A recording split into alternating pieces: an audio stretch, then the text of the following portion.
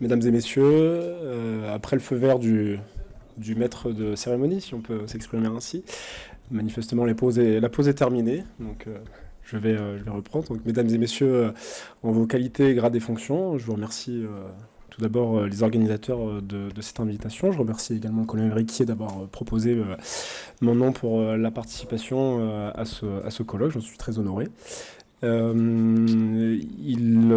m'est confié la tâche de vous parler du rôle du poste médical avancé dans le dispositif Orsec-Novi, un dispositif que le colonel Riquier vous a parlé récemment, donc cette organisation de la réponse de la sécurité civile, et donc avec ce poste médical avancé qui finalement est un concept du dispositif Orsec-Novi, puisqu'en fait il peut prendre tout un tas de formes, tout un tas de concepts, et finalement on peut partir de plusieurs camions de sapeurs-pompiers pour réaliser ce poste médical avancé, à des structures sous forme de tentes, et également à des structures en dur, comme vous avez pu le voir sur la promenade des Anglais, le soir du 14 juillet.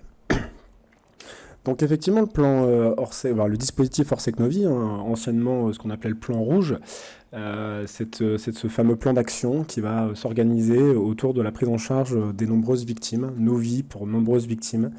Et donc c'est un plan de réponse de la sécurité civile et donc du ministère de l'Intérieur. Finalement, ce plan Orsec-Novi va changer grandement le paradigme sur l'organisation des secours.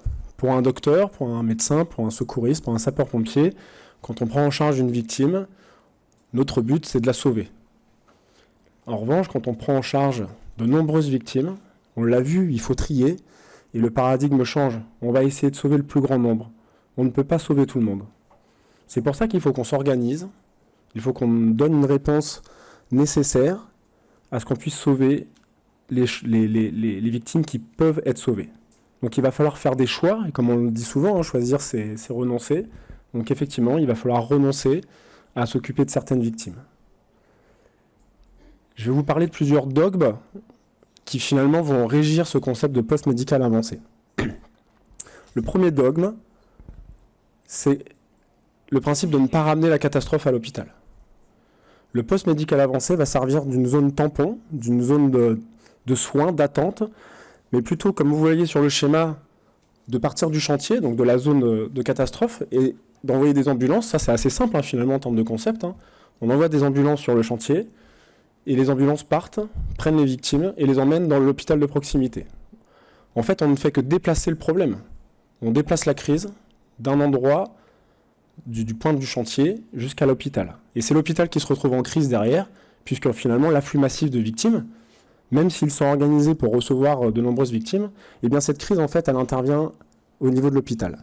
Le but du dispositif, le but du dispositif Orsec-Novi et donc du PMA, c'est de concentrer les victimes avec une petite noria, c'est-à-dire un ramassage qui va partir du chantier, soit véhiculé, soit par voie piétonne, hein, avec des sapeurs-pompiers qui vont extraire les victimes et les emmener jusqu'au PMA. Et ensuite au PMA, qui va devenir une zone de soins, une zone de tri, on le verra après, je vous le détaillerai, et ensuite une zone d'évacuation qui va permettre de dispatcher, après régulation avec le SAMU, d'envoyer toutes les victimes au bon endroit et au bon moment. Et c'est ça le concept du PMA, c'est de vraiment créer cette zone de transition, cette zone tampon qui va nous permettre d'essayer de sauver le plus grand nombre. Un autre dogme, c'est de se concentrer sur les morts évitables. En fait, sur ce papier hein, qui est issu de médecine militaire, quand est-ce qu'on meurt à la guerre? On meurt à la guerre de manière très immédiate. En fait, nos efforts, et c'est ce que le colonel Riquier a énoncé dans ses propos, en 1 heure, un peu moins de 2 heures, quasi toutes les victimes étaient déjà prises en charge. Puisqu'en fait, si on les laisse attendre, toutes les lésions qui vont être provoquées, que ce soit par une arme de guerre ou par un traumatisme, toutes ces victimes vont décéder. Il faut les prendre en charge le plus rapidement possible, puisqu'après on voit que la survie, hein, comme sur cette diapo, la survie ne fait que s'effondrer. Donc il faut prendre en charge les victimes le plus rapidement possible. Et donc pour prendre en charge les victimes le plus rapidement possible, étant donné que nous sommes en situation de catastrophe, nous sommes dans une situation de déséquilibre entre les moyens et les besoins, il faudra forcément trier, il faudra forcément se concentrer sur les victimes qu'on peut potentiellement sauver. Les victimes qu'on ne pourra pas sauver, malheureusement, il faudra qu'on passe à côté. Il faudra qu'on continue notre cheminement et qu'on laisse de côté ces gens qui sont en urgence dépassée, qui vont décéder dans les 2-3 minutes après notre passage, après notre premier tri. Alors dans ce concept de se concentrer sur les morts évitables, eh bien effectivement, il y a plusieurs lésions qui nous permettent de nous dire qu'on peut agir vite et on peut se permettre d'éviter ces morts.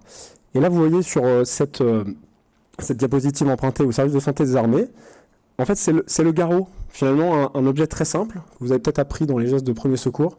En fait, c'est le garrot qui va nous permettre...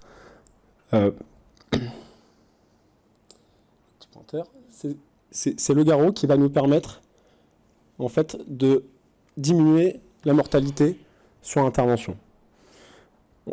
Cet objet, en tout cas ce geste de secourisme avait été largement abandonné puisque lorsqu'il était mal posé trop précocement, était quelque chose qui donnait des lésions irréversibles. Mais en fait, on s'est rendu compte avec l'évolution de la menace que finalement ce garrot nous a permis de sauver des vies. Nous a permis de sauver des vies au Bataclan, sur la promenade des Anglais ou sur toutes les tirs par arme à feu qui ont blessé certaines victimes.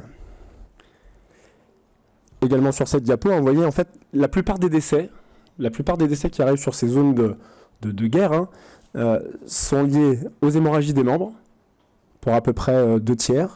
Et ensuite les pneumothorax compressifs, c'est ce qu'on appelle de l'air dans la plèvre qui vient comprimer les poumons et qui empêche les gens de respirer. Et l'obstruction des voies aériennes. Si on se concentre sur ces trois problèmes, sur ces 3 causes évitables de mortalité, eh bien on arrive à sauver le plus grand nombre de victimes. Si on n'a pas la précision de détecter ces pathologies sur le terrain, on perdra ces victimes. Pour autant, nous avons le moyen de les traiter assez rapidement, avec un garrot pour l'hémorragie des membres, avec des gestes d'exsufflation au niveau du thorax pour enlever cet air qui comprime les poumons, et avec des gestes de secourisme assez simples pour l'obstruction des voies aériennes. Alors finalement, ces gestes, ils s'intègrent dans l'évolution de la menace. À nous de nous adapter.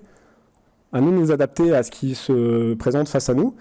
Et donc, effectivement, le damage control a été largement repris avec l'évolution de cette menace. Initialement, le damage control, c'était inventé par la Marine nationale, qui initialement a inventé ce concept.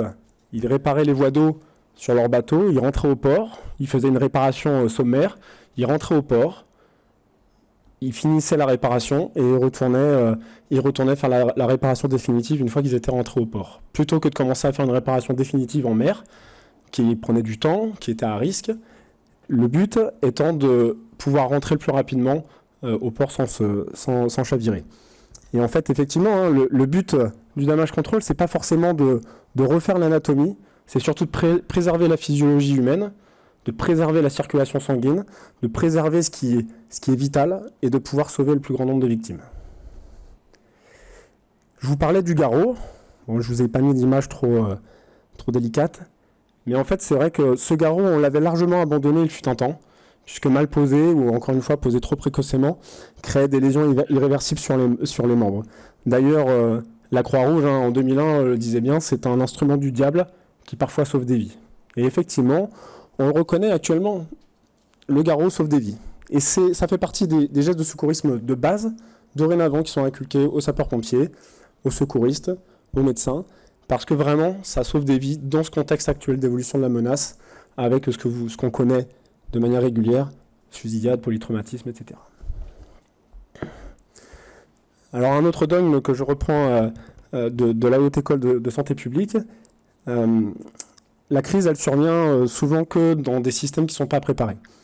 Effectivement, lorsqu'une organisation est mal préparée, il y a des dysfonctionnements qui sont latents, et lorsqu'on se met en tension, c'est là que la crise survient.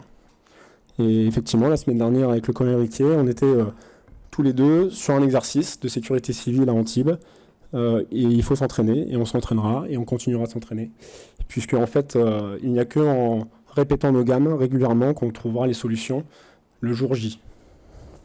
Une autre photo que vous voyez à côté, là plutôt sur le pan NRBC, sur les risques nucléaires, radiologiques, chimiques, où effectivement il faut s'entraîner aussi sur ce type de menaces, que je ne développerai pas plus que ça aujourd'hui.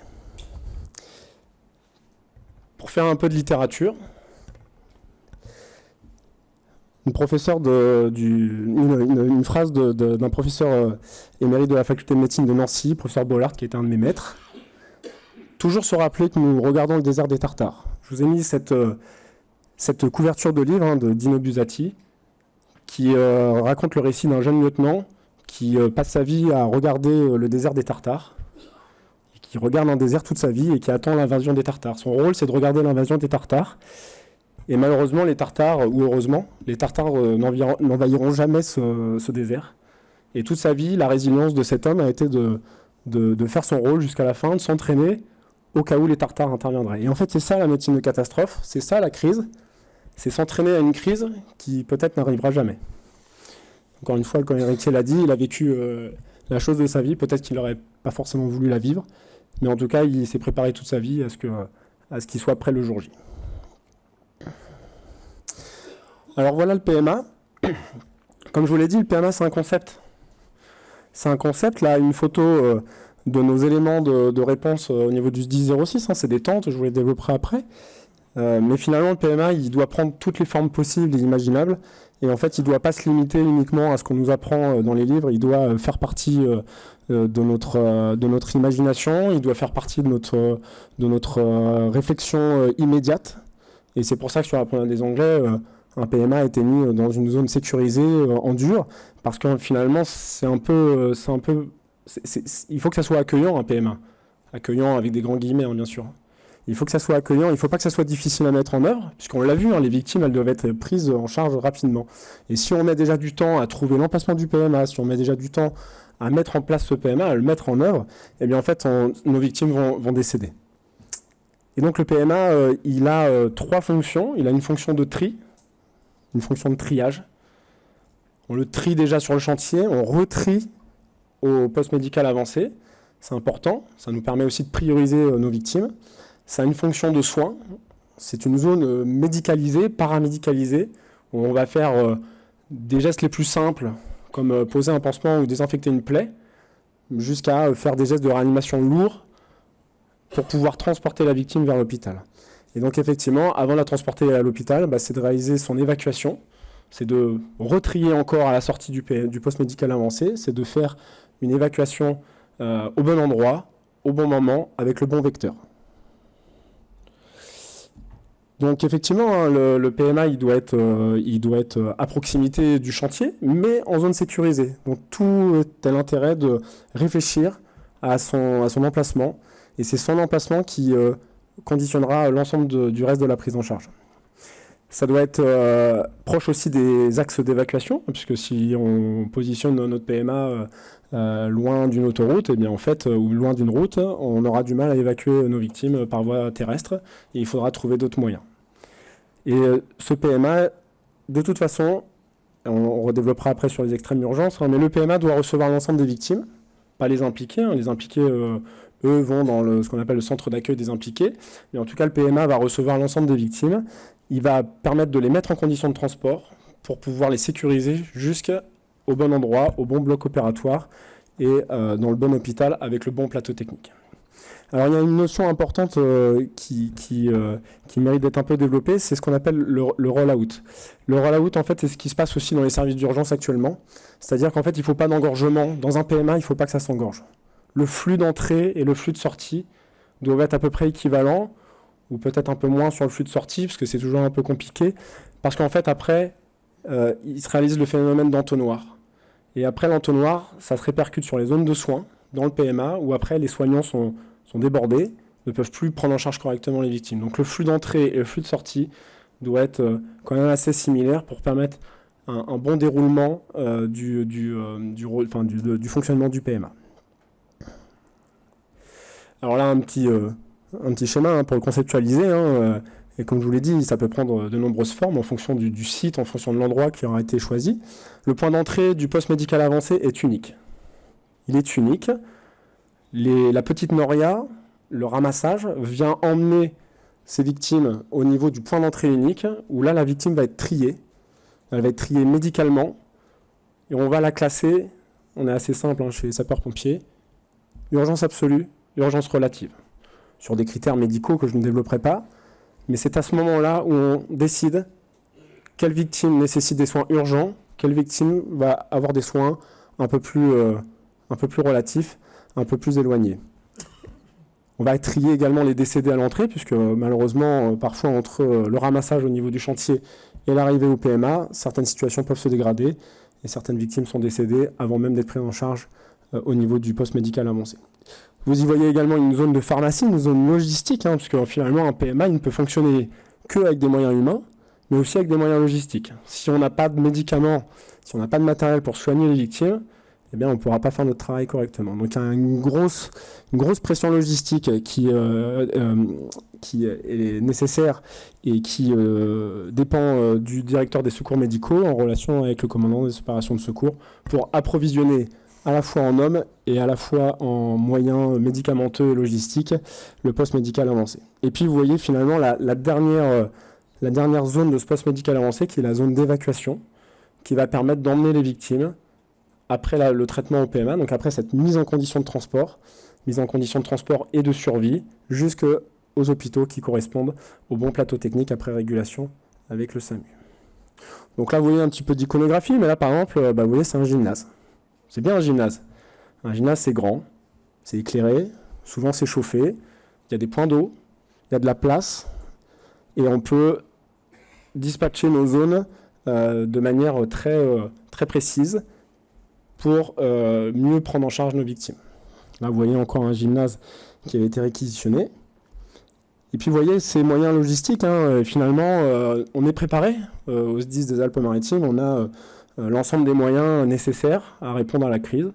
On a plus de trois unités logistiques médicales qui nous permettent d'intervenir en tout temps et en toute heure du territoire pour amener les médicaments, les systèmes de réanimation pour prendre en charge les victimes. Ça demande une organisation nécessaire et importante, puisque ça est consommateur de moyens humains pour faire acheminer tout ce matériel à un endroit donné. Ici, vous voyez une diapositive empruntée à nos collègues du bataillon des marins-pompiers de Marseille, avec un PMA organisé dans un hall de métro. Ici, la prise en charge des victimes par nos collègues dans un PMA. Donc on voit qu'il y a beaucoup de monde, peu de place, et il faut prendre en charge l'ensemble des victimes pour les évacuer, avec effectivement l'ensemble des moyens d'évacuation qui vont être rangés proprement, le plus proprement possible à la sortie, pour remettre les victimes dans le bon vecteur, pour les emmener au bon endroit. Alors là, on a vu des dispositifs en dur, des dispositifs construits, hein, des bâtiments. Là, je vous présente quelque chose qu'on pourrait éventuellement déployer sur un territoire où il manquerait d'éléments bâtimentaires. On peut imaginer une autoroute, on peut imaginer la rase campagne. Alors sur les Alpes-Maritimes, il y a quand même pas mal de constructions, mais on peut imaginer dans une zone plus rurale ces tentes qui sont construites, qui sont montées et qui sont extrêmement consommatrices de temps et d'hommes, puisque finalement, il faut à peu près une quarantaine de minutes pour monter un poste médical avancé à partir du moment où il est amené sur le chantier. Donc comme vous pouvez le voir, nous en avons 3. Petite vidéo simplement pour vous montrer la logistique nécessaire. Donc forcément, ces postes médicaux avancés sont positionnés dans des berces. Et donc, en fait, cet acheminement nécessite, comme vous pouvez le voir, de nombreuses manipulations. Et encore une fois, des entraînements. Là, c'était un entraînement sur la commune d'Antibes, où nous avons monté les 3 postes médicaux avancés. Et ça prend du temps. Alors, on ne fait pas de compétition entre les 3 postes médicaux avancés, mais entre 30 et 40 minutes quand même par montage, avec tout le matériel logistique nécessaire qui nous permet de mettre en œuvre le poste médical avancé. Encore une fois, des illustrations pour vous montrer la maintenance nécessaire. Et pendant ce temps que les sapeurs-pompiers sont en train de monter le poste médical avancé, ils ne sont pas en train de gérer des victimes ou de faire des gestes de sauvetage. D'où le choix, d'où la décision qui doit être bien prise avec le commandant des opérations de secours de monter les tentes, puisque ça peut vraiment nous faire ralentir extrêmement la prise en charge des victimes.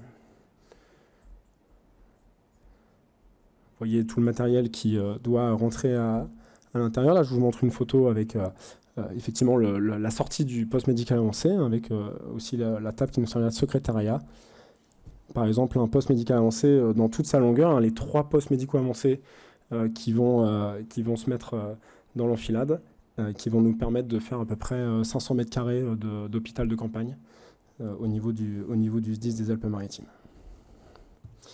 Je reprends cette diapositive, hein, puisque finalement, on parle beaucoup du poste médical avancé, et l'évolution de la menace nous a fait aussi apprendre à gérer ce qu'on appelle le point de regroupement des victimes, puisque finalement, on s'est rendu compte que pour sauver aussi la majeure partie des vies, il ne faut pas perdre de temps, et il ne faut pas que ces vies passent par le poste médical avancé. Et donc les extrêmes urgences partiront de fait du point de regroupement des victimes.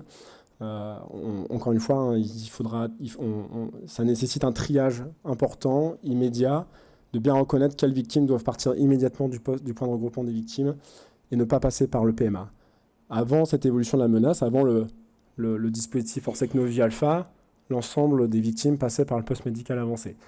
Effectivement, l'évolution de ces plaies hémorragiques avec des chocs hémorragiques importants nécessitant un bloc opératoire en urgence a nécessité qu'on se réorganise et qu'on fasse partir ces victimes avant même de rentrer dans le poste médical avancé.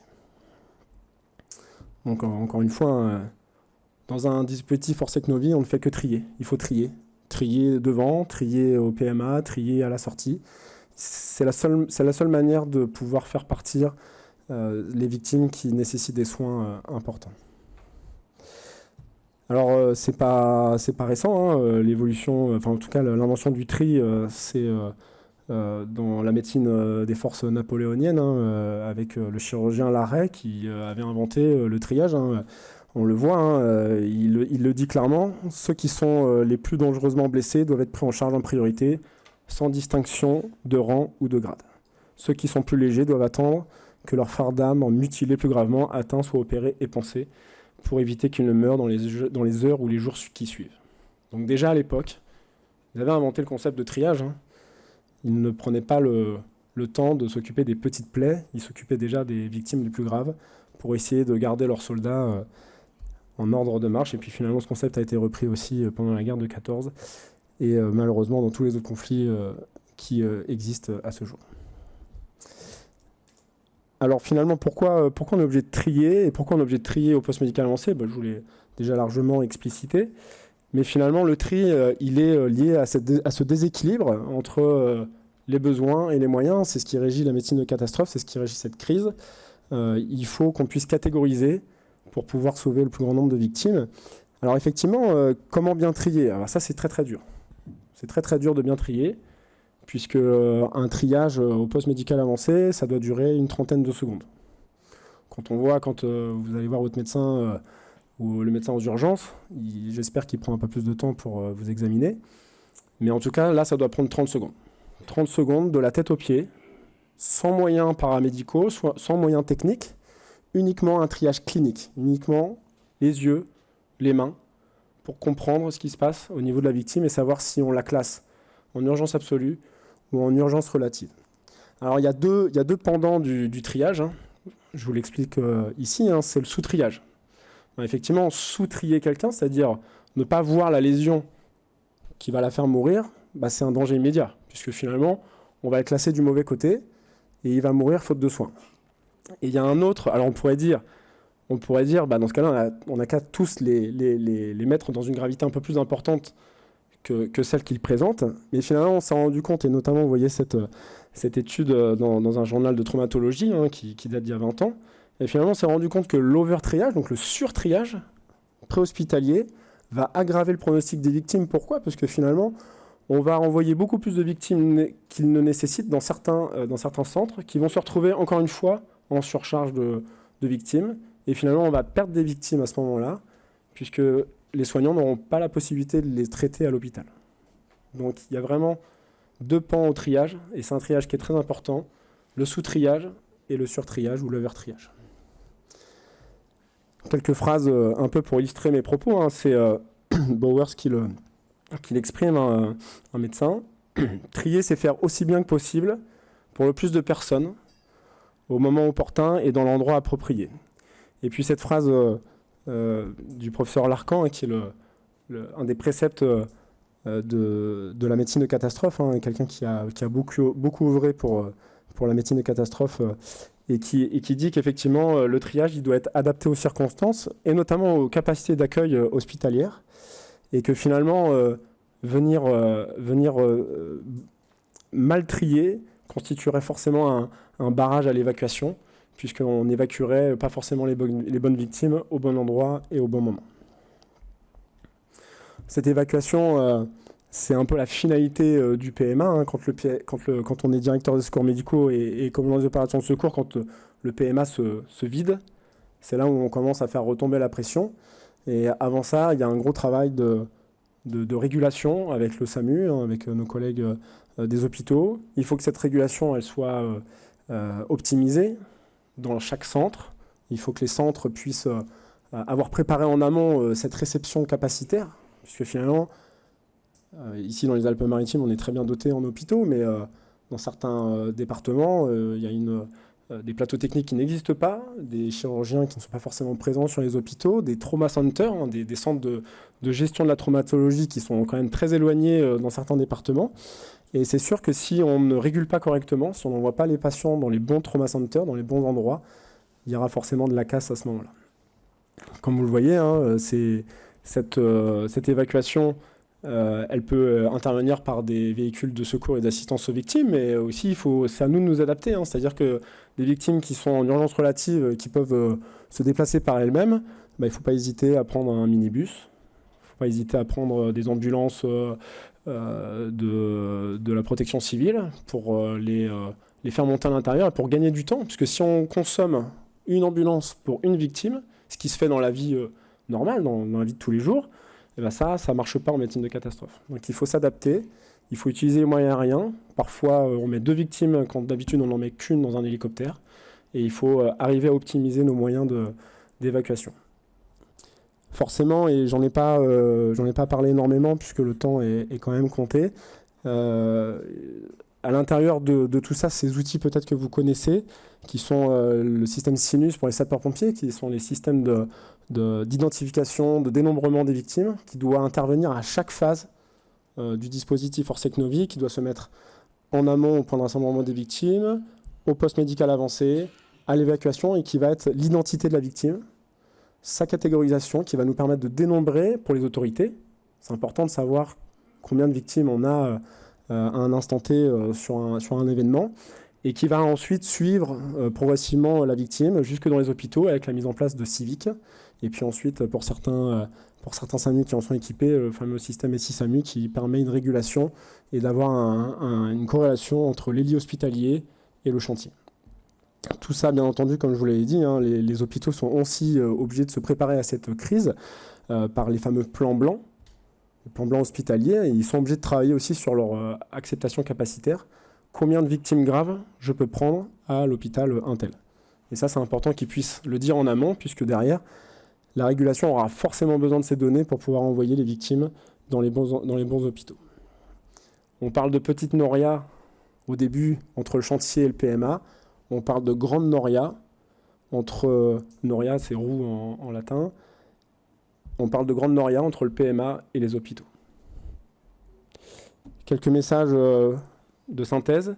Donc effectivement, le poste médical avancé, c'est une entité centrale du dispositif Orsec-Novy. J'espère que vous avez pu le saisir. Il faut une organisation et un fonctionnement fluide, sinon ça ne fonctionne pas. Le choix de l'emplacement est primordial. Il doit être concerté entre le commandant des opérations de secours, le directeur des secours médicaux, et parfois, même encore mieux, il doit être préempté dans nos concepts. On doit déjà le conceptualiser.